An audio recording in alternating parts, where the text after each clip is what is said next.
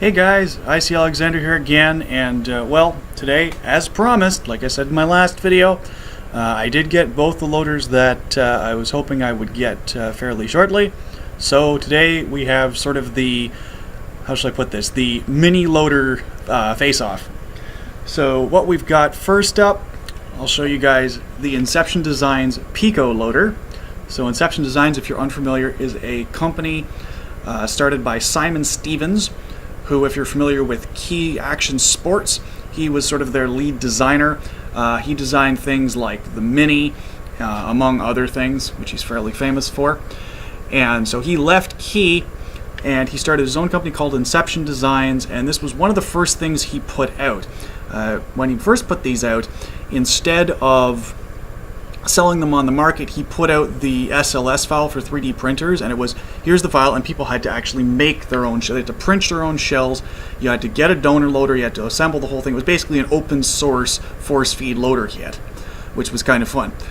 Well, now he's decided to go mass market, and he's been, well, not mass market, there's only a few dealers, but he's decided to actually put these shell kits into the retail market through Pinnacle Paintball Supply. This particular one, I believe, actually was purchased from Pinnacle. I didn't buy it myself, I actually traded for it. So, basic overview, now I've given you a bit of a history of who made it, is that it's a miniature shell kit that is using existing hoppers as a base point. So this particular one uses an Empire Magna for its internals, so that's the drive cone, the board, the battery harness. The rip drive does actually come with the shell kit, but as far as I know, remember the Mag Dart actually has a rip drive on it already, so you could use that one. And then basically all you have to do is you have to transplant the internals from whatever your donor loader is into the Pico shell kit. You assemble it with the screws. You basically can use the screws from your old loader. Some of them you have to cut down and such. And then you finish it off with the speed feed or lid of your choice. This particular one finished off with an HK Army speed feed. So in terms of its feed rate and other such things, well, there's not really too much to say. If you've played with any of the force feed loaders in the market, Rotor, Halo B, Magna, anything dating back probably 15 years, well, not quite 15 years, but anything dating back, say, 10 years or so, well, all this is just a miniature kit, so that instead of, if you want to play, with smaller pods, you want to play with the 50 round pods like I do, or you want to play pump and you don't want to have a great big gigantic loader on the top for reasons of basically wanting to play tight, this is a great loader to do it with. So I guess basically this is a miniature Magna, so I guess there's not too much to say about it in terms of in terms of that, other than the fact that it's a neat shell kit, neat piece. It is fairly heavy though, weighs about the same as I would say a Halo B, with the batteries and all. So if you're looking for something that is going to make your gun lighter, this probably isn't the loader for you. This is more for limited paint play while still getting the force feed capabilities. So there's the Pico loader. So here's the other loader I picked up that we're basically looking at in today's, how shall I put this, like it's the loader face-off. And that is something new and innovative. It's called the Dust Devil. It's made by a member on MCB, DesertT1. He lives in Vail, Arizona, so calling it the Dust Devil and being from Arizona, DesertT1 seems fitting.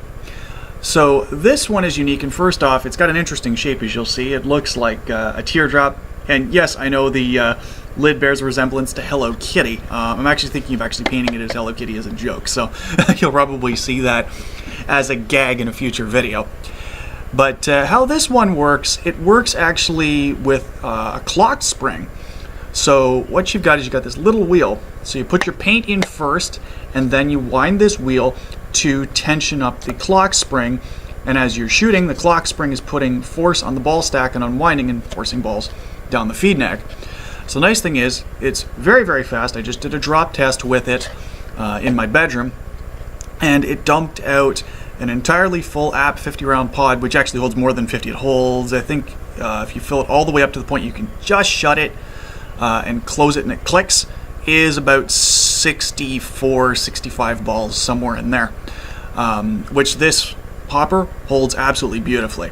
So it's actually kind of a perfect combo for if you're running the app 50 round pods and you're filling them all the way up to the very, very top. This is almost a full pod. It feeds at approximately, just eyeballing it, looks to be around 23, 24 balls a second.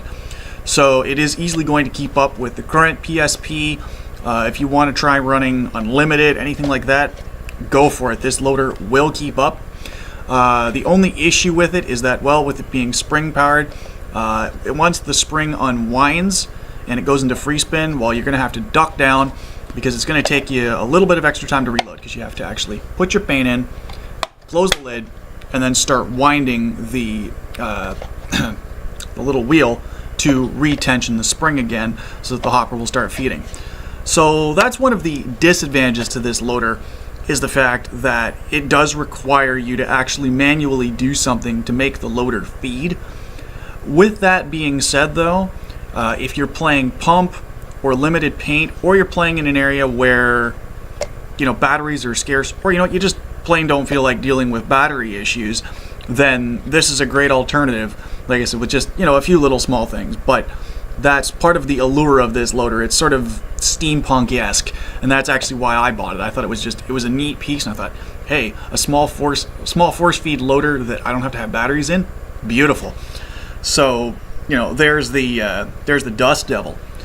So with that said, if you guys have questions about either loader, how they work, or why I purchased those loaders as opposed to, say, going and actually buying a Magna, or why I didn't, you know, just basically use a spring feed instead of, you know, because essentially it's a large spring feed is what you're using when it comes down to that.